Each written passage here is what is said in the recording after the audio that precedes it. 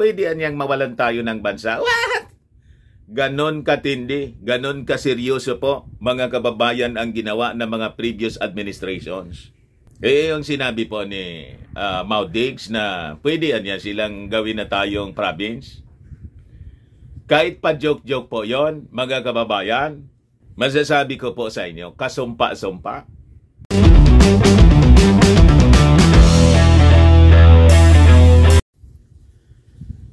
Sabi mga kababayan ni Babe Romualdez, yung ambassador natin sa Amerika, the continuing tension in the West Philippine Sea far more serious than we think. Pwede nga daw mga kababayan na mawalan tayo ng bansa. What?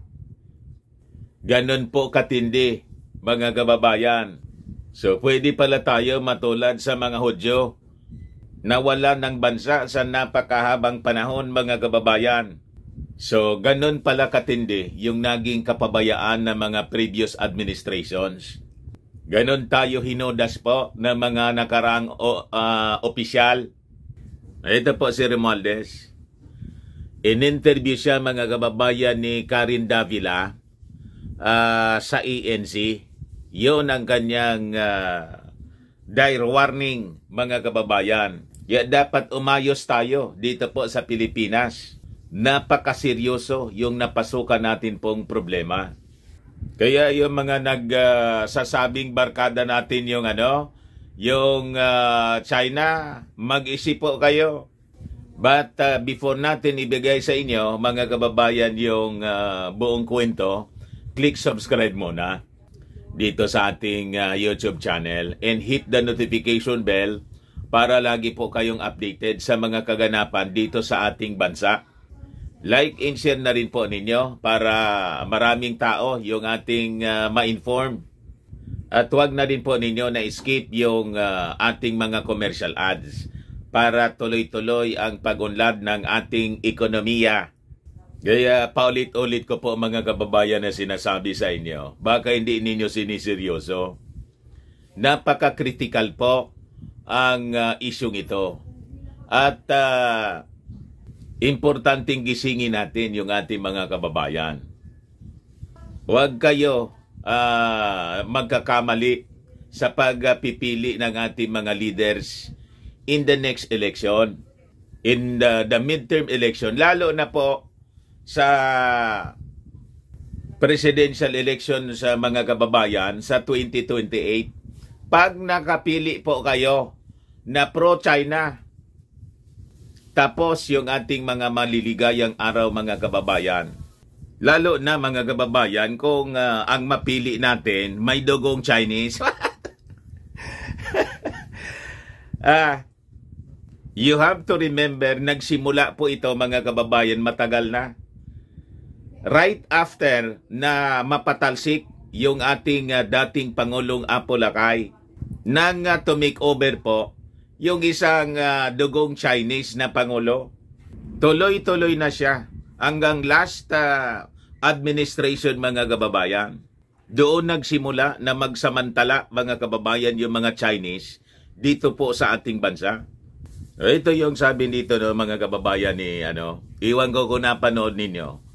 Sabi ni Ambassador Jose Manuel Romualdez, sabi niya, the continuing tension between China and the Philippines over the West Philippine Sea is far more serious than how people perceive it is, said Philippine Ambassador to the United States Jose Manuel Romualdez.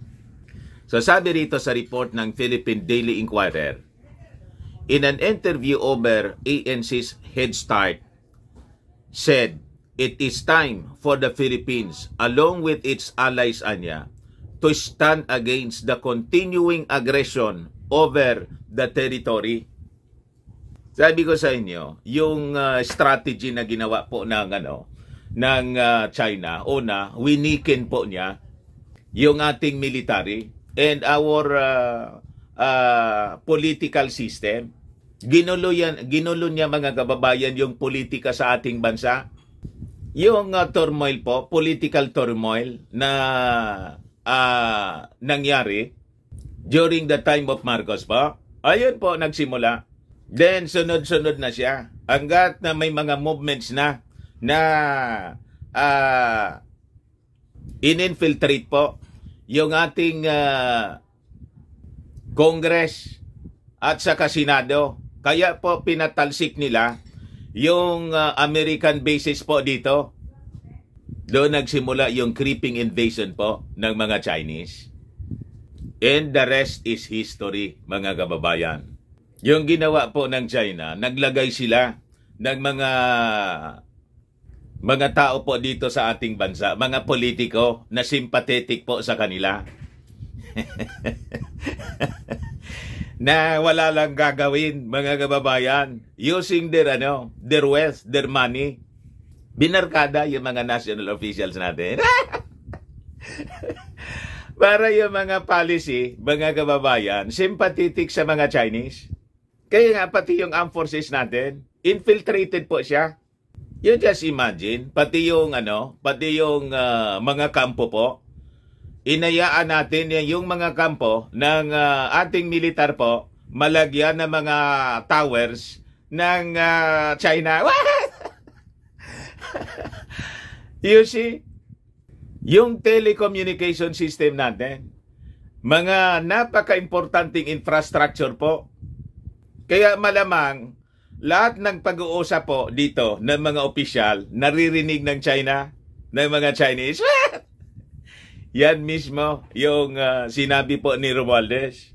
Kaya sabi niya, I think this is the time for us to really be together, all united into pushing back, because as I have said, the seriousness of this situation is far more than we think it is. Sabi po niya sa interview ni Karen. Sabi niya, some people think it is just politics, but it is very serious. We can actually lose the country. If we don't watch it, pwede niyang mawalan tayo ng bansa. What? Ganon katindi, ganon kaseryoso po, mga kababayan, ang ginawa ng mga previous administrations. Yung sinabi po ni Mao Diggs na pwede niya silang gawin na tayong province. Kahit pa joke-joke po yon, mga kababayan, masasabi ko po sa inyo, kasumpa-sumpa. So sabi ni Romualdez, that's how serious this thing is. One day, we may find that we don't have a country anymore. Sabi mga kababayan ni Romualdez. Kaya sabi ko sa inyo, in 2028, kailangang Marcos Romualdez pa rin po. Pag hindi, baka mawalan po tayo ng bansa. Tandaan po ninyo to na warning ni US, Philippine Ambassador to US, Babe Romualdez. Pero sabi niya rito, but the envoy noted that the country's officials should not escalate the problem. According to Romualdez, the Philippine government should still reach out to China as much as it can. This time, Anya, we should talk to them from a position of strength. In the past, we were always trying to appease them. We will do this. We will do that and everything else. Nothing has come out of it. More aggression took place, he pointed out. Tama, binarkada natin yung China. Pero yung nangyari po, lalo tayong pinagsamantalaan. What? But the envoy stressed that the Philippines should reiterate its demands and tell China to stop all these things that's happening right now. The tension between China and the Philippines grew following the August 5 cannon incident in Ayungin Shoal. Meanwhile, nag-warning po si Romualdez that many Philippine institutions are severely compromised by hackers. Mga hackers po, mga kababayan, na possibly serving the interest of China. Ganon katindi. Sabi niya, hackers can now get into various systems to spread false information as well as control people. Romualdez said, U.S. experts are coming to Manila to assess the country's cybersecurity risk amid reports that cyberspace is being used to sow division. Kaya ingat na ngayon mga kababayan yung ating mga officials, including our president, sa paggagamit ng mga telepono sa iba-ibang agencies, including the Palace. Sabi po niya ni US Ambassador Babe Romualdez, aware na niya yung ating Pangulong Bongbong Marcos tungkol dito. Lahat na lang ng mga contractors kasi rito, including telecommunication system natin, inalaw ng previous administration na mga Chinese contractors. Sabi ko nga po mga kababayan, na doon nga po sa Australia and Canada, pinagpapabaklas na po siya. Pati yung mga CCTV camera na naka-install po sa mga kalsada, pinabaklas po ng Australian government. Pero dito po, yung telecommunication towers po, nasa loob mismo ng mga kampo ng militar. Patay Malaysia. Mga kababayan lang yung mga authorities noon. At pinapaimbestiga na ito ng Kongreso. Pero parang hindi man po umaabante yung investigasyon. And the proposal na tanggalin po itong mga towers na to sa loob ng mga kampo militar. Parang may napakalakas mga kababayan na power na pumipigil sa kanila. Bakit kaya po? Ano niya Mr. Maravillas tingin mong power? Malamang mga kababayan, the power of money. Malakas yung bigay siguro po mga kababayan. So, sabi po ni Romualdez, the US would send some of its experts to first assess the situation and give us a complete picture of exactly how far this is becoming. Sabi niya, what's more important is that we are going to be given or will have to decide on the solutions that are going to be offered to us. Sabi ni Romualdez, that is really very important for us to do, to try to minimize any kind of penetration coming from other sources. Ito sinasabi niyang penetration from other sources, he is actually referring to China. Sabi po ni Romualdez, he was warned by the intelligence community, not only in Washington but also in Manila, that plans are in place to conduct some operations against several personalities including himself. Kasi siya yung pinag-iinitan mga kababayan. Very effective siya kasi ng ambassador to the US. So ini-smear campaign na siya. Yan ang sabi ni Romualdez. Siya din yung nag-connect mga kababayan sa ating Pangulong Bongbong Marcos sa Washington. Maganda kasi yung kanyang relasyon sa Amerika. Siyempre, US ambassador nga po siya. Siyempre, nagsiselos yung China. Ganon mga kababayan. He said the plans were hatched following President Ferdinand Marcos Jr.'s successful visit to the US in the announcement of new Enhanced Defense Cooperation Agreement or EDCA sites in the Philippines that would deter various threats in the Indo-Pacific. So alam na ninyo kung saan galing yung penetration na nangyayari po. Yung cyber attacks and penetration, yung paniniktik po dito sa mga agencies ng ating gobyerno. So sabi rito po, the Filipino diplomat cited the demonstration, an apparently stage 1, that happened in Manila to call out Vietnam's supposed militarization in the South China Sea, which coincided with the Department of Foreign Affairs Secretary Enrique Manalo's visit to Hanoi. The demonstrations happened At about the same time, Manalo would be meeting his counterpart in Vietnam, which Romualdez said proved that precisely they were able to hack our system. They were able to get enough information in advance that this was going to happen. So natiktikan po. Kasi possibly na-penetrate po yung ating mga telecommunication system. Paano hindi ma-penetrate po na karamihan sa ating contractors po, pati yung isang telecommunication system natin dito, mga towers nakalagay na sa buong Pilipinas, Chinese po. You see? That's precisely trying to make it look like there's a discord between our allies and friends. So sinisiraan po yung relasyon ng Pilipinas at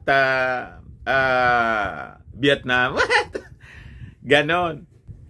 The Filipino diplomat also cited a case where a certain Mario reached out to media outlets and claimed that Romualdez was being recalled as ambassador due to supposed bribery and corrupt practices.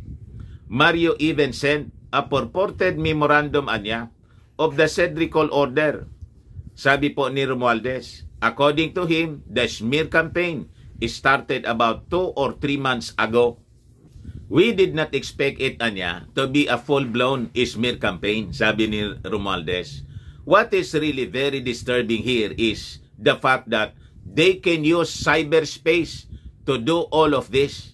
They can actually manipulate memorandum, for instance. Ganon katindi po ang penetration ng mga enemies. Pwede nga daw, mga kababayan, na sa pamamagitan ng isang drone, ma-manipulate yung ating telecommunication system. Tapos, may bigla na lang magme-message sa'yo. As if, yung mensahe galing doon sa kung sino na gusto nilang gamitin. Yun pala, yung number ng telepono na hack na. So, ganon kaseryoso, lalo sa military operations. Imagine kung may emergency pagkatapos na-hack na yung mga numbers natin, yung mga telepono ng mga importanteng agencies ng Armed Forces of the Philippines. Pagkatapos may nangyayaring emergency, hindi na makarespond kasi disabled na lahat yung ating telecommunication system po. Ganon ito kaseryoso. So, ito yung resulta ng pagkikipagbarkada sa mga Chinese, mga kababayan. Pinasubo ng lahat yung buong bureaucracy ng ating bansa. Kaya sinasabi ko sa inyo, mag-ingat po tayo sa pagpipili ng mga leaders. Baka ang mapili natin, mga kababayan, kandidato na pala ng mga Chinese. Di ba? So, mangyari niyan, nasakop tayo ng mga Chinese na wala man lang pong resistance. Walang laban, without a single bullet fired, mga kababayan. Yun man talaga yung strategy nila. Kasi yung mga leaders natin, pro-China. Di ba? Sell out, mga kababayan. Nawalan tayo ng bansa. Na-reduce tayo sa isang, vassal state. So, natupad yung pagiging province natin na lang. What? Di ba? Nasayang yung lahat ng sakripisyo ng ating mga noble heroes, yung ating mga bayani na nagbuwis ng buhay para sa independence ng ating bansa. Tapos, balik tayo sa pagiging vassal state. Kaya po, ingat po tayo sa pagpipili ng mga bolero na mga politiko. Okay ba? Baka lang gusto ninyo po itong itry, Firmax Firming and Lifting Cream. Pinapahid po sa mga pulses and affected area. Mainam po sa paninigas na mga kaso-kasoan.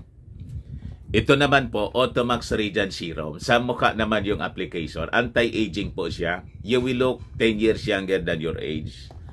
Sa mga cancer patients naman po, baka lang gusto ninyo itong itry. Neng siya red mixed fruit drink. Hindi man po siya gamot. Food supplement siya. Kaya lang, gawa siya mga kababayan sa goji berry. Yung goji berry may anti-cancer properties.